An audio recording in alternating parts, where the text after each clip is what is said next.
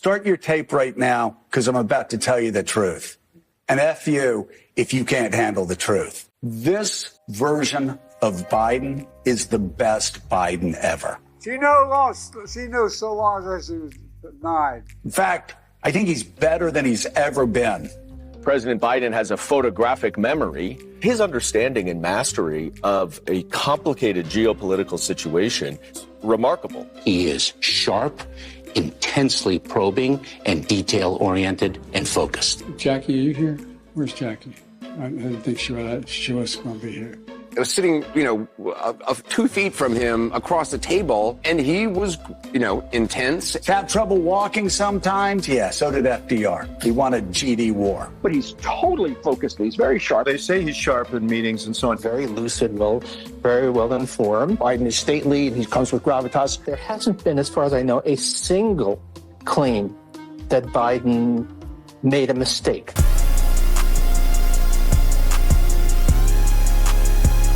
Okay, so let's talk about the election. We had the debate, that debacle by Biden's team, when he was thrown to the wolves and exposed to the whole world as being a incompetency now old man, even though most of us knew that anyways. But we're about a week, 6 days after that debate, and we have some polling, and we're going to go over some of these early polls, and we're also going to do an election map based on current polling and based on my own predictions on who's going to win this thing. We're going to get into that, but let's go ahead and look at this New York Post article here. Biden falls behind Trump in key swing states, safe areas, and play after disastrous debate leaked damn poll. So there's a lot of hubbub. There's a whole lot of fuss. There's a full-blown civil war, honestly. A civil war among the Democrat Party on getting Biden out of the race, immediately replace him. Now remember, the Democrats did this to themselves. I said before that these Democrats sabotaged and rigged their own primary. That's why RFK went independent, because the Democrats were rigging it against him. And we had these other people in the race who had no shot at all. They didn't hold debates. The media didn't talk about it. But now the media and the Democrats, they're upset. Oh man, it's so terrible. Maybe we should have had that. Maybe we should have told Gavin Newsom last year. Maybe we should have got someone else to come in and replace Biden, because now they're scrambling at the last minute. And it seems infeasible and technically impossible for certain people to replace him. In certain states, it's actually too late for certain candidates in the race. So honestly, the only realistic person who they can really replace Biden with is Kamala Harris, and that's on the grounds of the 25th Amendment. But even she does terrible in the polls. But the Democrats brought this on themselves. So let's get into this article. President Biden has lost ground to Donald Trump in more than a dozen battleground states or districts after his disastrous performance last week, according to polling conducted by a Democrat-affiliated nonprofit. The data from Open Labs reported by Puck News. So we got leaked poll data from the Democrats. The DNC, they do their own internal polling, and that's what they actually go by. And somebody leaked it. Been a whole lot of leaks going on with the Democrat Party. We got leaks coming from Camp David, where the president goes to chill. Leaks coming from there saying that Hunter Biden and Jill Biden are telling Biden to stay in the race. It seems like they're controlling him, while Obama and his team is saying we need to get Biden the hell out of there, even though they don't have a really good replacement. So we got infighting going on that front. Then we got the DNC polling being leaked to the media to show that Biden is getting shellacked in every swing state. And also we got the whole Israel-Hamas situation going on with the Democrat Party. And we also have Democrats being more split on Ukraine, Russia, all that money, infinite money being sent to Ukraine in a losing cause. The data from Open Labs reported by Puck News indicates that if the election were held today, the 81-year-old Biden would not only lose all 7 of the swing states thought to hold the key to the White House in 2024, Arizona, Georgia, Michigan, Nevada, North Carolina, Pennsylvania, and Wisconsin, but also states he won convincingly 4 years ago. So some of those states that were considered safe, locked in to the Democrat Party, are no longer locked so much. Those include New Hampshire, which last voted Republican in 2000, Virginia, which Biden won by 10 points in 2020, and New Mexico, which has gone Democrat in 7 of the last 8 presidential elections. See now, Joe, you got a picture of them. If that data proves correct, on November 5th, Trump, 78, will become the 47th president in an electoral college landslide. Now, keep in mind, this is the DNC, the Democrats' own internal polling. This is what the leaders of the party are looking at when they're trying to predict this election. They're looking at Biden getting crushed 335 to 203. An absolute landslide. I think that's worse than what Obama did to McCain back in the day. In the 14 battleground spotlighted by Open Labs, which also include Colorado, Maine, Minnesota, and Nebraska's 2nd Congressional District, Biden lost between 1.7% and 2.4% to Trump compared to the Democrat pre-debate numbers. It still amazes me that even after seeing that this guy has Alzheimer's, dementia, something going on, full-blown senile at this point, millions of people are still going to vote for him. When they say vote blue no matter who, that is completely true. The memo also reported that 40% of voters who backed Biden in 2020 think that he should drop out. 40% are saying get the hell out of the race, while 55% of swing voters want him off the Democratic ticket. And just 29% say he should stay on. Who are these 29%? Are these people delusional? I'm pretty sure most of these people didn't watch the debate. They just go by left-wing media on social media, TikTok, Instagram, CNN, NBC. They just hear the spin. Even though there wasn't so much spin on the mainstream media, but social media, there's a whole lot of spin on the debate. So a lot of these people are saying, oh, he did good and Trump bad, Trump evil. He's destroying our democracy. So they're going to vote blue, even for a corpse. The polling memo was sent out Sunday as Democrats grappled with the scope of Biden's performance and the White House tried to solidify backing for the president. One former Democrat congressman, Tim Ryan of Ohio, took to the pages of Newsweek with a call for the party to make Vice President Kamala Harris the nominee. She will get destroyed. Go ahead and do it, though. We have to rip the Band-Aid off. Too much is at stake, Ryan tweeted. Harris has significantly grown into her job. She will destroy Trump in debate. I think he's smoking the same stuff Kamala is. Highlight choice issue, energize our base, bring back young voters, and give a generational change. It's time. You know what? If they took all of the people in California that Kamala Harris threw in jail for possession of weed or something like that, she might win because there's a whole lot of them. But they don't want to talk about that. So they're also saying she has higher favorability and blah, blah, blah. And they even went on to talk about Pete Buttigieg or Pete Buttigieg, Whitmer, some of the other possibles. No way in hell these people win that, especially Pete Buttigieg. So let's go ahead and start on this map right here. Obviously, when we look at the left coast, not only is it to your left when you're looking at the map, but it's full of left-wing activists. Washington, an absolute hellhole. Full-blown lock for Biden. Oregon, too, of course. Cali, another hellhole. Alaska, that's going to go to Trump. And obviously, Hawaii is going to go to Sleepy Joe.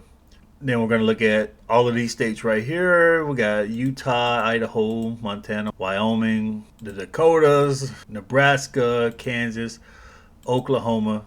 All that's going to Trump. Locked. Colorado. Now, the article said Colorado might be in play, but hell no, I don't think so.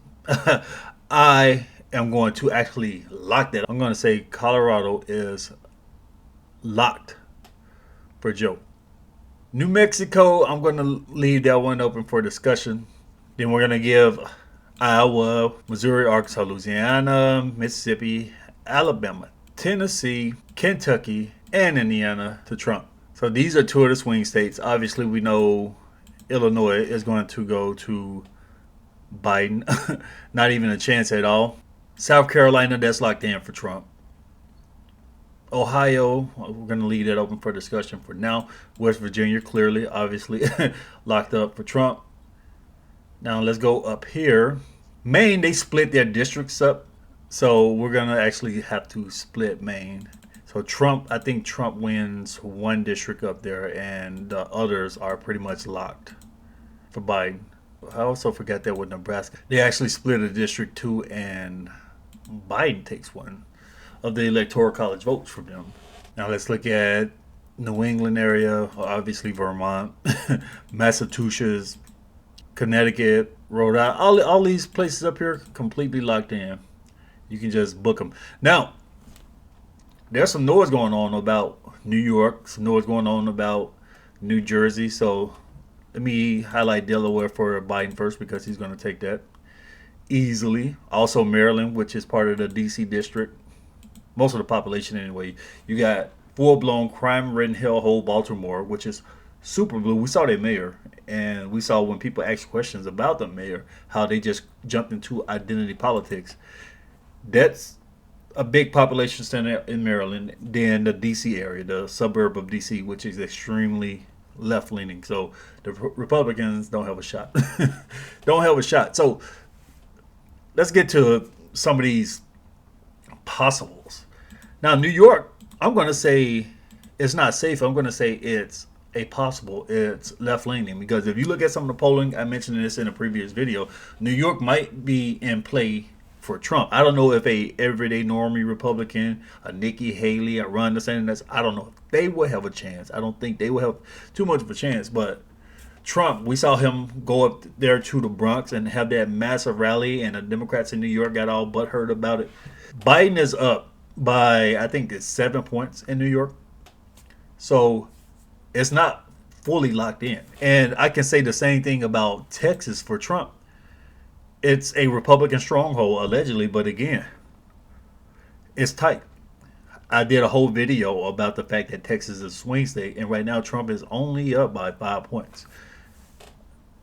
Florida is also a possible, even though they've registered over 1 million additional Republicans than Democrats over the last few years. The polling is still somewhat tight, 6.5 points. So I'm going to leave that as leaning to Trump, as not safe, but still going to Trump. Same thing with New Mexico. There's a lot of hubbub about New Mexico saying, oh, maybe Trump might take it, but I'm not too confident in that. So I'm going to put New Mexico as leaning towards Biden, but honestly, I can probably say it's safe because I really don't think Trump is going to take that state. Minnesota overall, if you look at the state overall, they're a very Republican state, but that Minneapolis-St. Paul area hold too much of the population, and they're going to push Minnesota over the edge to Biden. Biden is +2 in Minnesota. Ohio, which was historically a battleground state, it was always a big deal. It's going to Trump. It's become a Republican state. And that's the Democrats' fault. They just sat there and let it go, didn't fight for it. Talked a lot of crap about the people in that area. So that's the Trump state. +7.5 for Trump. Forgot about New Jersey. New Jersey kind of follows New York, especially with the entire New York metro area. Newark, a lot of that population pours into New Jersey. So New Jersey kind of goes the way of New York. Even though there's this polling out about New Jersey, there's a couple of shock polls saying that Trump is up by 1 in New Jersey. I don't think he's going to win it. So I'm actually going to give New Jersey to Biden. Now, we got something similar going on with New Hampshire. And I'm going to actually give New Hampshire to Trump because I believe that New Hampshire is going to be flipped. Even though it went slightly to Biden in the last cycle, I think Trump is going to take it this time. And our last unsafe state, not necessarily a swing state, but it's kind of leaning a certain direction, is Virginia. Most of these polls have Biden losing in Virginia. They have Trump up by 2.5, 3 points, 4 points. But when I look at the D.C. metro area, I'm going to go back and say that because D.C. is a Democrat stronghold, super blue. A lot of that Virginia population is in North Virginia, in the suburbs of the D.C. area. Now, you can go down there to the Richmond area, and they're still Democrat. But a lot of them have shifted over the last couple of years with the election of Glenn Youngkin, with the whole issue with the trans teenagers raping classmates and the educational issues where the Democrats are talking about identity politics and being gay and all that in school, but not actually talking about educating people and making life better. So the Republicans have gained some ground there. It's kind of a hard decision. Probably is more of a toss-up. But a lot of Republicans and Trump supporters are extremely optimistic in these polls. And they just say, yeah, Trump is going to run away with it. It's going to set records. But I don't know about that, man. I'm going to say that Virginia is going to stay with Biden. He might not win it by 10 points, but I think it'll be a little close. It could go to Trump, but I'm not sure. Okay, so here we are where things really matter. The swing states. We have 7 swing states on the board, and this is going to determine the outcome of the election. Unless we have something absolutely shocking.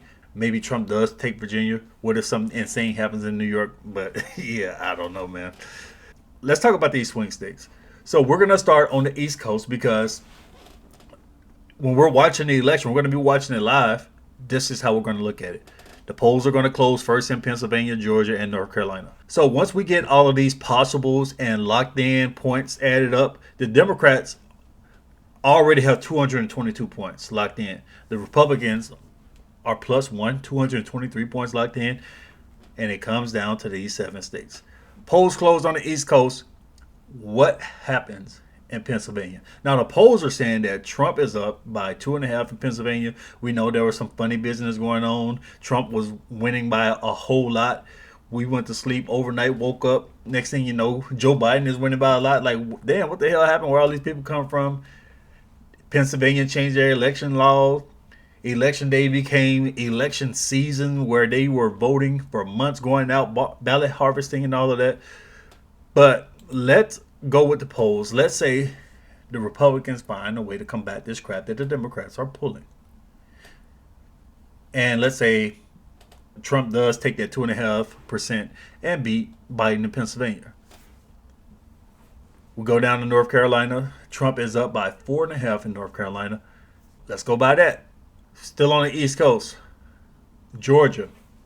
Now, Georgia is historically a Republican state, and last cycle we had a whole lot of funny business talking about the water main broken. They need to kick the election watchers out of the building. We see on the cameras people pulling ballots from boxes under the table, dragging them across the floor. Like, what the hell is really going on? And the fact that Trump questioned, they said, no, we need to send you to jail. How dare you question what happened in Georgia?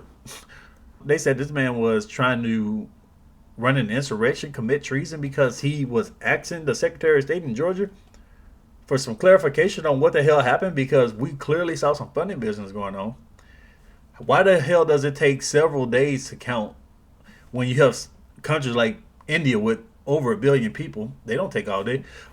So a lot of funny business was going on. But let's just say Trump takes Georgia, which is what all the polls are indicating, even though Atlanta and Columbus, Georgia are full of Democrats. Extremely deranged, Trump-hating Democrats, and that's the message they're actually going to push. They can't win a policy on Georgia. All they can say is, orange man bad, orange man bad, orange man evil. We see Fannie Willis them trying to lock him up down there in that RICO case. Complete BS. So they can't win on policy. They have to win by emotion and BS charges. But according to the polls, even that's not working. So Trump is going to win Georgia. Election's over. 274. Let me scroll down a little bit. You can see this a little clearer. 274 to 222. And the polls are still open in the rest of the country. So before we even get to the other swing states, Trump's already won. Now, let's just keep counting. Let's say polls close in the center. So Michigan. Trump is up in Michigan. Like I said, Trump is winning all swing states. He's up in the polls in all swing states. But I don't have a lot of confidence that Trump can hold Michigan. I don't know, man. Maybe he can, but I don't know about Michigan. So I'm going to put Michigan in the leaning into the Democrat category. Wisconsin, I'm going to give that to Trump. Nevada really comes down to Las Vegas. You got about 3 million people in the Vegas area. And the rest of the state, pretty big state, but sparsely populated. The rest of the state is Republican, but Nevada has been infiltrated by an insane amount of Californians. Texas complained about Californians. The main destination for all these Californians is Las Vegas. So they leave SoCal and take their left-wing ideology to Las Vegas, which is why Nevada has turned into a blue state. So the polls are indicating that Trump is up by 5 points. And this is a tough one because you would think with all the Californians that Nevada might go to Biden, but Nevada's lockdown policies pissed people off so much that they ousted that Democrat governor, that idiotic ass Democrat governor, put in a Republican governor, because he completely destroyed. Remember, Nevada thrives on tourism. And when you close down casinos, close down the state, it crushed the entire market. At the same time, Nevada was being flooded by Californians buying cheaper homes. So you have this overpriced ass $1 million trash ass house in California. You can take the equity from that house and then just buy a house in Vegas in cash because of the price differences in houses. So the COVID policies and this infiltration of all of these far left Californians infiltrating the state pushed people to be more active in politics, and it kind of woke up the Republican base in Nevada. So I'm actually going to say Nevada goes Trump. Trump edges out Biden slightly in Nevada. Arizona, again, we know there was a lot of controversy about that, the recounts and Kerry Lake and all that whole situation. And I was saying one thing that people weren't talking about is the fact that Arizona has been flooded with illegal immigrants. A lot of these people who have been historical Republicans in Arizona may have thought that it was safe, so maybe they didn't go out to vote. But it was a lot of stuff going on. Remember, the ballot machines didn't count people's votes properly because the paper didn't match the machine. It was so much crap going on in Arizona. The cheating, the election interference, plus the infiltration of illegal immigrants is what allowed the Democrats to take Arizona last time. And the Democrats still run the state of Arizona because of that. So so they might be trying to run some funny business again. But I'm going to say Trump takes Arizona back. Edges out Biden in Arizona despite the infiltration of illegal immigrants, the anchor babies voting, and the funny business that I'm pretty sure the Democrats are going to try to pull again. And there we have it. Right now, as of early July, this is what I have. I got Trump at 301 and Biden at 237. Now, we can be shocked by some funny business going on in Pennsylvania, going on in Georgia, and who knows, man. So let's just say, for the sake of shits and giggles, like I said, I got Trump pulling in 301 electoral votes, and I have him winning the election before the polls even close in the rest of the country. Early on, I have Trump taking this election early in the day. But let's say, for the sake of shits and giggles, that we have that funny business going on in Minnesota, and the Republicans aren't able to stop that funny business again. And Pennsylvania goes to Biden. Trump still wins. So you have to take somewhere else. Let's say Arizona, like I was saying, they flipped it because of the reasons I just gave. But let's just say they can maintain it. Let's say they flip Arizona again. Trump still wins. So even if you give Arizona and Pennsylvania, which were the two biggest states with funny business going on, then you have Georgia. But the two biggest states with the funny business going on, let's say the funny business works again, Trump still wins. So what they'll need to do also is to take Georgia. Now, if they can run that funny business in all three states successfully again, Biden wins with 283. But that's my prediction for July. What do you guys think? Did I get any of the swing states wrong? Leave me your thoughts in the comments below. Share the video. Thanks for watching.